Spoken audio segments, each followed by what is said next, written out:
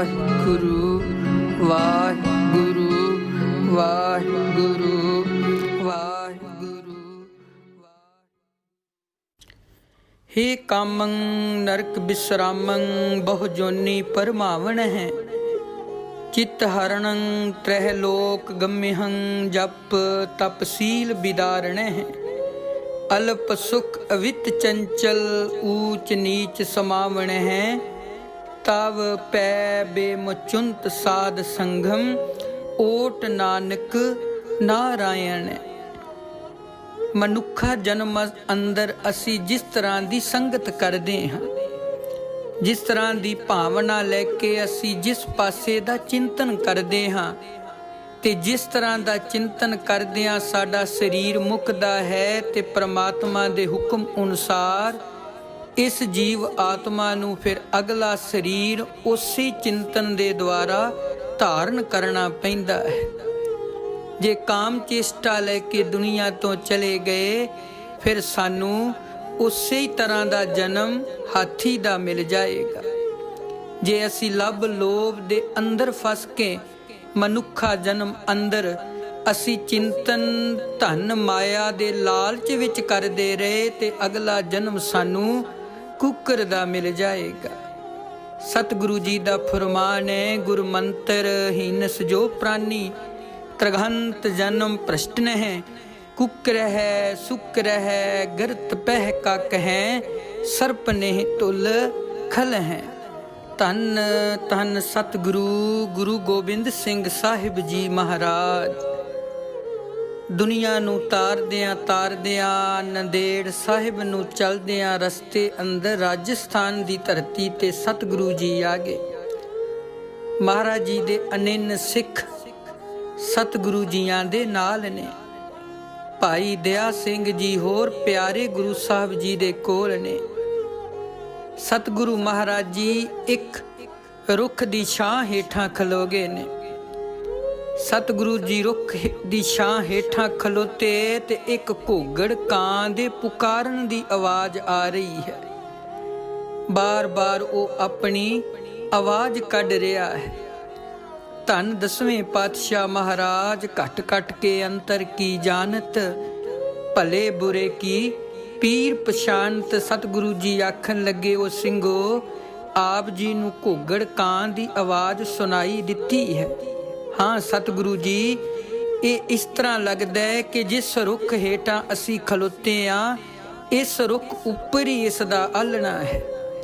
सतगुरु जी आखन लगे, फिर जाओ रुख उपर चढ़ो, इस घोगड़ कां नूं आलणे तो बाहर कढ के लैके आओ। सिखां ने हुक्म दी तलीम कीती, रुख उपर चढ़े ने। आलणे विच कां घोगड़ बैठा है, पर एक वारी भी कां उड्डिया नहीं, जिवें इस तरह कि एक कां सतगुरु जी दी उडीक विच इत्थे बैठा होया सी ते सतगुरु जी नूं देख के ਇਹ ਆਪਣੀ ਰਸਨਾ ਤੋਂ ਸਤਿਗੁਰੂ ਜੀ ਦੇ ਆਉਣ ਦਾ ਸ਼ੁਕਰਾਨਾ ਕਰ ਰਿਹਾ ਸੀ। ਧੰਨ ਧੰਨ ਦਸਵੇਂ ਪਾਤਸ਼ਾਹ ਮਹਾਰਾਜ ਜੀ ਦੇ ਸਾਹਮਣੇ ਇਸ ਕਾਂ ਨੂੰ ਰੱਖ ਦਿੱਤਾ। ਮਹਾਰਾਜ ਜੀ ਦੇ ਚਰਨਾਂ ਵਿੱਚ ਮਹਾਰਾਜ ਨੇ ਜਲ ਦਾ ਛੱਟਾ ਮਾਰਿਆ ਤੇ ਇਹ ਘੋਗੜ ਕਾਂ ਦਾ ਉਧਾਰ ਹੋ ਗਿਆ, ਇਹਦੀ ਮੌਤ ਹੋ ਗਈ। ਸਿੱਖਾਂ ਨੇ ਗੁਰੂ ਸਾਹਿਬ ਤੋਂ ਕਾਰਨ ਪੁੱਛਿਆ ਤਾਂ ਗੁਰੂ ਸਾਹਿਬ ਨੇ ਫਰਮਾਇਆ ਕਿ ਭਾਈ ਇਹ ਪਿਛਲੇ ਜਨਮ ਵਿੱਚ ਸਾਡਾ ਸਿੱਖ ਸੀ, ਇਹਦਾ ਜਨਮ ਦਾ ਲੇਖਾ ਅਸੀਂ ਪੂਰਾ ਕਰਨ ਵਾਸਤੇ ਹੀ ਰਾਜਸਥਾਨ ਦੀ ਧਰਤੀ ਤੇ ਆਏ ਹਾਂ। ਸਿੱਖਾਂ ਨੇ ਕਿਹਾ, ਮਹਾਰਾਜ ਜੀ ਸਾਡੇ ਮਨ ਅੰਦਰ ਸ਼ੰਕਾ ਹੈ, ਸਾਨੂੰ ਪੂਰੀ ਵਾਰਤਾ ਦੱਸੋ। ਧੰਨ ਦਸਵੇਂ ਪਾਤਸ਼ਾਹ ਗੁਰੂ ਗੋਬਿੰਦ ਸਿੰਘ ਸਾਹਿਬ ਮਹਾਰਾਜ ਜੀ ਆਖਣ ਲੱਗੇ, ਇਹ ਘੋਗੜ ਕਾਂ ਜੋ ਕਿ ਇਸ ਸਮੇਂ ਇਸ ਜੂਨ ਵਿੱਚ ਪਿਆ ਹੋਇਆ ਸੀ, ਇਹ ਇੱਕ ਰਾਜਾ ਸੀ ਤੇ ਰਾਜਾ ਵੀ ਬਹੁਤ ਧਰਮੀ ਸੀ। ਇਸ ਦਾ ਰਾਜ ਧਰਮ ਦਾ ਰਾਜ ਖਵਾਉਂਦਾ ਸੀ। ਹਰ ਵੇਲੇ ਸਤ ਸੰਗ ਮੰਡਲੀਆਂ ਇਸ ਦੇ ਦਰਬਾਰ ਵਿੱਚ ਆਉਂਦੀਆਂ ਜਾਂਦੀਆਂ ਰਹਿੰਦੀਆਂ ਸਨ। ਇਹ ਧਰਮੀ ਸੀ, ਸਤ ਸੰਗਤ ਕਰਦਾ ਸੀ, ਪ੍ਰਮਾਤਮਾ ਪਰਮੇਸ਼ਰ ਦਾ ਨਾਮ ਸੁਣਦਾ ਸੀ। ਇੱਕ ਦਿਨ ਇਸੇ ਹੀ ਰਾਜ ਵਿੱਚ ਸੰਤ ਮੰਡਲੀ ਇੱਕ ਗਰੀਬ ਸਿੱਖ ਦੇ ਘਰ ਆ ਗਈ। ਜਿੱਥੇ ਕਥਾ ਕੀਰਤਨ ਦੀ ਝੜੀ ਲੱਗਣੀ ਸੀ। ਇਸ ਰਾਜੇ ਨੂੰ ਪਤਾ ਲੱਗਾ ਤਾਂ ਇਹ ਸੋਚਦਾ ਕਿਉਂ ਸਮਾਂ ਆਪਣਾ ਵਿਅਰਥ ਗਵਾਉਣਾ ਹੈ। ਅੱਜ ਜੇ ਮੇਰੇ ਮਹਲ ਅੰਦਰ ਨਹੀਂ ਤੇ ਮੇਰੇ ਰਾਜ ਅੰਦਰ ਕਿਸੇ ਗਰੀਬ ਸਿੱਖ ਦੇ ਘਰ ਕੀਰਤਨ ਕਰਨ ਵਾਸਤੇ ਸਾਧੂ ਆਏ ਹੋਏ ਨੇ। ਇਹਨੇ ਸਿਪਾਹੀ ਲਏ, ਸਿੱਖ ਦੇ ਘਰ ਚਲਿਆ ਗਿਆ। ਜਿਉਂ ਕੀਰਤਨ ਹੋਣ ਲੱਗਾ, ਕੀਰਤਨ ਕਰਦਿਆਂ ਕਰਦਿਆਂ ਇਸ ਗਰੀਬ ਸਿੱਖ ਦੀ ਧੀ ਵੀ ਉਸੇ ਕੀਰਤਨ ਵਿੱਚ ਆ ਕੇ ਬੈਠ ਗਈ। ਇਸ ਰਾਜੇ ਦਾ ਧਿਆਨ ਉਸ ਗਰੀਬ ਸਿੱਖ ਦੀ ਬੇਟੀ ਵੱਲ ਪੈ ਗਿਆ। ਇਹਦਾ ਮਨ ਉੱਥੇ ਹੀ ਮੋਹਿਤ ਹੋ ਗਿਆ। ਸਾਰਾ ਸਮਾਂ ਜਿੰਨਾ ਚਿਰ ਸੰਗਤ ਹੁੰਦੀ ਰਹੀ, ਕਥਾ ਕੀਰਤਨ ਚੱਲਦਾ ਰਿਹਾ, ਇਸ ਰਾਜੇ ਦਾ ਧਿਆਨ ਉਸ ਗਰੀਬ ਸਿੱਖ ਦੀ ਧੀ ਵੱਲ ਹੀ ਟਿਕਿਆ ਰਿਹਾ। ਸਮਾਪਤੀ ਹੋਈ, ਰਾਜਾ ਆਪਣੇ ਮਹੱਲ ਵਿੱਚ ਚਲਿਆ ਗਿਆ, ਕਿਉਂਕਿ ਹੁਣ ਮਨ ਤੇ ਮੈਲ ਚੜੀ ਹੋਈ ਹੈ। ਕਿਆ ਹੰਸ ਕਿਆ ਬਗਲਾ ਜਾਂ ਕੋ ਨਦਰ ਕਰੇ, ਜੋ ਤਿਸ ਭਾਵੈ ਨਾਨਕਾ ਕਾਗੋ ਹੰਸ ਕਰੇ। ਕਰਕੇ ਸੰਗਤ ਕੀਤੀ ਹੋਵੇ ਤਾਂ ਕਾਂ ਵੀ ਹੰਸ ਬਣ ਜਾਂਦਾ ਹੈ। ਜੇ ਮਨ ਕਰਕੇ ਪਾਪ ਰੱਖ ਕੇ ਸੰਗਤ ਕਰੀਏ ਤਾਂ ਹੰਸ ਵੀ ਕਾਂ ਵਰਗਾ ਹੋ ਜਾਂਦਾ ਹੈ। ਜਦ ਸਤ ਸੰਗਤ ਦੀ ਸਮਾਪਤੀ ਹੋਈ, ਆਪਣੇ ਦਰਬਾਰ ਨੂੰ ਗਿਆ, ਪਰ ਹੁਣ ਮਨ ਵਿੱਚ ਉਹ ਸੁੰਦਰਤਾ ਵਾਲਾ ਧਿਆਨ ਨਹੀਂ ਜਾ ਰਿਹਾ ਹੈ, ਕਿਉਂਕਿ ਸਤਿਗੁਰੂ ਦਾ ਹੁਕਮ ਹੈ, ਜਿੱਥੇ ਰੂਪ ਹੋਏਗਾ ਉੱਥੇ ਕਾਮ ਜ਼ਰੂਰ ਜਨਮ ਲਏਗਾ।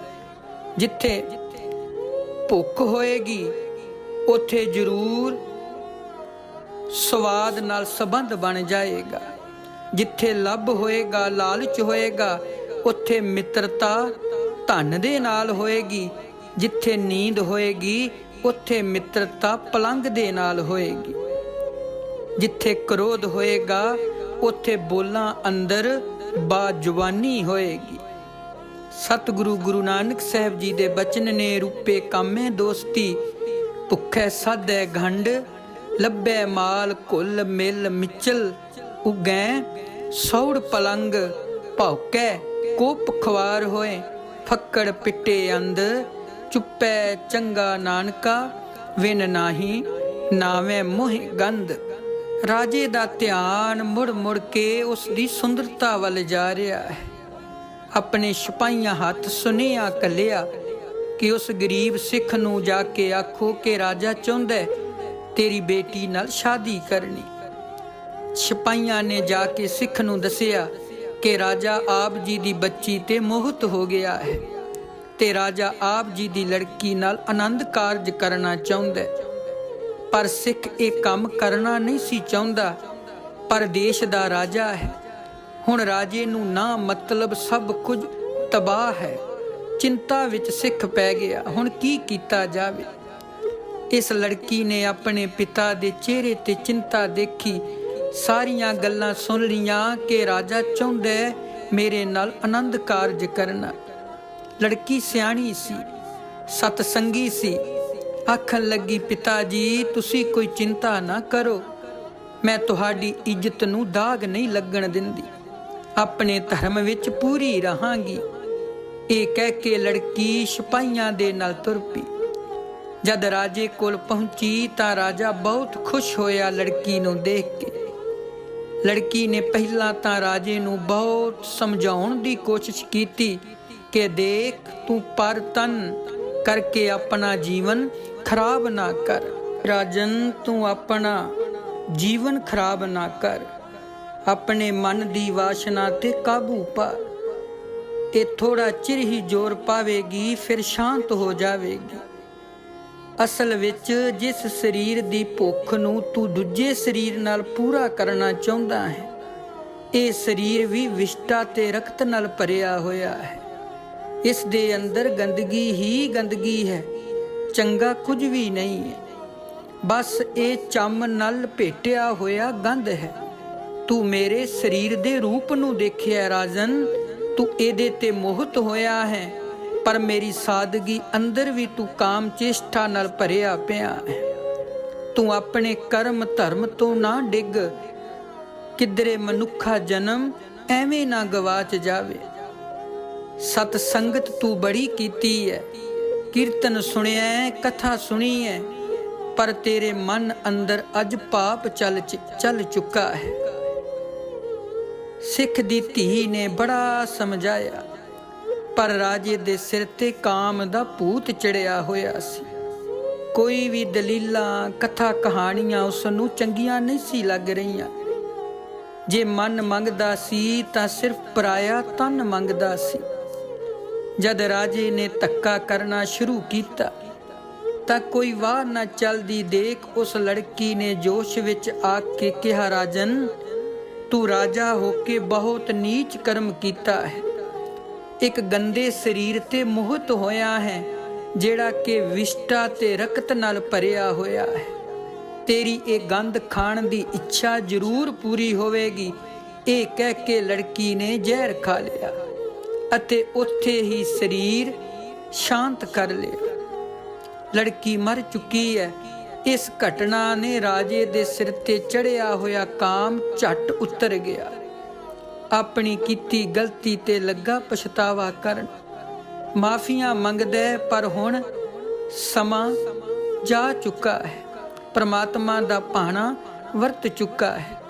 उस नाम जपण वाली रूह गरीब सिख दी लड़की जिदे रोम रोम विच वाहिगुरू दे नाम दा वासा सी, ओदे बचन अटल हो गए ते राजे नूं अगला जन्म घोगड़ कां दा मिल गया।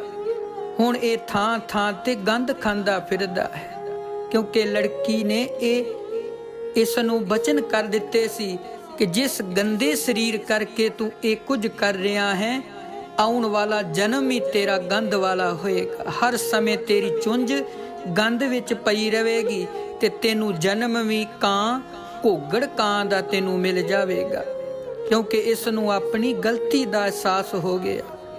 रहिंदी उम्र तक उस दी गलती दी भुल बख्शाउंदा रहा। इस करके अज असी इस दा उद्धार करन आए आ, क्योंकि इन्हें संगत कीती सी। संगत साधुआं दी कीती सी, कीर्तन सुनिया सी, कथा सुनी सी, पर कीर्तन कथा सुनदियां भी इहदी हाजरी लगी हुई सी। इहदा पार उतारा होना सी। सतगुरु जी दा हुक्म है, जे को गुर ते बेमुख होवे, बिन सतगुरु मुक्त ना पावे। गुरु तो बेमुख होया बंदा भावें लखां जूना घुम आवे, पर सतगुरु दी शरण पिया उस दी मुक्ति हुंदी है। गुरु साहब नूं आउंदे देख के एक घोगड़ खां उच्ची उच्ची फरियादां कर रहा सी कि सच्चे पातशाह बख्श लवो, आप किरपा करो, दया दे सागर हो। जिस बेनती नूं सुन के सिखो, असी तुहानूं ये गल कही सी, इस घोगड़ कां नूं हेठां ला के लियाओ। गुरु साहब जी ने इस कां दी कल्याण कर दिती, क्योंकि असी संगत ते जरूर करदे आ, तीर्थां ते जरूर जांदे आ, पर मेरे सिखो तीर्थां ते जाणे ਇਹ ਨਾ ਹੋਵੇ ਨਾਮਨ ਚੱਲੇ ਤੀਰਥੀ ਮਨ ਖੁੱਟੇ ਤਨ ਚੋਰ। ਇੱਕ ਭਉ ਲੱਥੀ ਨਾਤਿਆਂ ਦੋਵੇਂ ਪਾ ਚੜੀਏ ਸਹੋਰ। ਬਾਹਰ ਧੋਤੀ ਤੂਮੜੀ ਅੰਦਰ ਵਿਸਨ ਕੋਰ। ਸਾਧ ਭਲੇ ਅੰਨ ਨਾਤਿਆਂ ਚੋਰ ਸੇ ਚੋਰਾਂ ਚੋਰ। ਤੀਰਥ ਤੇ ਜਾਓ ਪਰ ਤਨ ਵਿਖਾਉਣ ਵਾਸਤੇ ਨਹੀਂ, ਆਪਣੇ ਮਨ ਤੇ ਤਨ ਨੂੰ ਨਿਰਮਲ ਕਰਨ ਵਾਸਤੇ। गुरु साहब जी ने फिर उस समय सख्त बचन कीते, माए बैन जो आवे संगत, दृष्ट बुरी देखे तिस पंगत। कि संगत विच आउण वालियां इस्त्रियां ते जो बुरी नज़र रखदा ते इस्त्रियां पराए मर्द ते बुरी नज़र रखदियां ने, आउण वाले समय अंदर उन्हां नूं जमां दे धक्के पैणगे। इसलिए हमेशा संगत विच भी ते बाहर भी पर तन नूं बुरी नज़र नाल नहीं तकना है। अजिहा करन वाले दा मन कदे शांत नहीं हुंदा है, हमेशा कल्पदा रहिंदा है। मन दी शांति सुख प्रभु दे सिमरन विच है, पंज वकारां विच नहीं है। संगत करो, तीर्थां ते जाओ, पर उत्थों गुरु साहब दी बख्शिश लैके आओ। किते इह ना होए कि तीर्थां ते जांदे जांदे असी अपने मन नूं तन नूं पापी ते अपराधी बना के असी आ जाइए। किते ये ना हो जाए कि बाहरों धोती तूमड़ी अंदर वेसन कोर, कि बाहरों धोंदे रहे ते अंदर साडे काम वाशना बनिया रहियां। ਰੰਨਾ ਹੋਈਆਂ ਬੁੱਧੀਆਂ ਪੁਰਸੋਏ ਸਯਾਦ, ਸੀਲ ਸੰਜਮ ਸੁੱਚ ਭੰਨੀ, ਖਾਣਾ ਖਾਜ ਆਹਾਰ, ਸ਼ਰਮ ਗਿਆ ਘਰੇ ਆਪਣੇ, ਪਤ ਉੱਠ ਚੱਲੀ ਨਾਲ, ਨਾਨਕ ਸੱਚਾ ਏਕ ਹੈ ਔਰ ਨਾ ਸੱਚਾ ਪਹਾਲ। ਧੰਨ ਸਤਿਗੁਰੂ ਗੁਰੂ ਨਾਨਕ ਸਾਹਿਬ ਜੀ ਦੇ ਬਚਨ ਨੇ। ਇਸ ਕਰਕੇ ਇਸਤਰੀਆਂ ਵੀ ਤਨ ਦੀ ਨੁਮਾਇਸ਼ ਨਾ ਕਰਨ ਤੇ ਮਰਦ ਸ਼ਿਕਾਰੀ ਨਾ ਬਣਨ। ਸੰਗਤ ਕਰੋ ਤਨ ਮਨ ਦੇ ਨਾਲ। ਕੀਤੀ ਹੋਈ ਸੰਗਤ ਤਾਰ ਦਿੰਦੀ ਹੈ ਤੇ ਸੰਗਤ ਵਿੱਚ ਦੇਖਿਆ ਹੋਇਆ ਮਾੜਾ ਅੱਖਾਂ ਦੇ ਨਾਲ, ਕੰਨਾਂ ਦੇ ਨਾਲ ਅਸੀਂ ਕੀਰਤਨ ਸੁਣ ਰਹੇ ਹਾਂ ਤੇ ਅੱਖਾਂ ਨਾਲ ਅਸੀਂ ਕਿਸੇ ਦਾ ਪਰਾਇਆ ਤਨ ਦੇਖਦੇ ਹਾਂ ਤੇ ਜੋ ਫਿਰ ਅਸੀਂ ਬੀਜਦੇ ਹਾਂ ਉਹ ਫਿਰ ਸਾਨੂੰ ਸਰੀਰ ਦੇ ਦੁਆਰਾ ਭੋਗਣਾ ਪੈਂਦਾ ਹੈ। ਇਸ ਕਰਕੇ ਗੁਰੂ ਸਾਹਿਬ ਜੀ ਦਾ ਹੁਕਮ ਹੈ, ਸੰਗਤ ਵਿੱਚ ਜਾਓ ਸਾਦੇ ਕੱਪੜੇ ਪਾ ਕੇ ਤੇ ਮਨ ਨੂੰ ਸਾਫ਼ ਰੱਖ ਕੇ, ਕਿਉਂਕਿ ਹਮੇਸ਼ਾ ਸਾਦੇ ਕੱਪੜੇ ਰੱਬ ਦਾ ਨਾਮ ਚੇਤਾ ਕਰਾਉਂਦੇ ਨੇ ਤੇ ਭੜਕੀਲੇ ਕੱਪੜੇ ਕਾਮ ਚੇਤਾ ਕਰਾਉਂਦੇ ਨੇ। ਸੰਗਤ ਕਰੀਏ ਸਾਧ ਦੀ ਸੰਗਤ ਕੀਤਿਆਂ ਤਨ ਵੀ ਨਿਰਮਲ ਹੈ ਤੇ ਮਨ ਵੀ ਨਿਰਮਲ ਹੁੰਦਾ ਹੈ। ਧੰਨ 10ਵੇਂ ਪਾਤਸ਼ਾਹ ਗੁਰੂ ਗੋਬਿੰਦ ਸਿੰਘ ਸਾਹਿਬ ਮਹਾਰਾਜ ਜੀ ਨੇ ਇਸ ਗੰਧ ਖਾਣ ਵਾਲੇ ਘੋਗੜ ਕਾਂ ਦੀ ਆਪਣੇ ਬਖਸ਼ਿਸ਼ ਦੇ ਨਾਲ ਇਹਦੀ ਮੁਕਤੀ ਕਰਵਾ ਦਿੱਤੀ। ਸਿੰਘ ਸੰਗਤਾਂ ਨੇ ਸਾਰੀਆਂ ਨੇ ਇਹ ਜਦੋਂ ਵਾਰਤਾ ਸੁਣੀ ਤੇ ਸਾਰਿਆਂ ਨੇ ਰਸਨਾ ਤੋਂ ਕਿਹਾ, ਧੰਨ ਧੰਨ ਸਤਿਗੁਰੂ ਗੁਰੂ ਗੋਬਿੰਦ ਸਿੰਘ ਸਾਹਿਬ ਜੀ ਮਹਾਰਾਜ।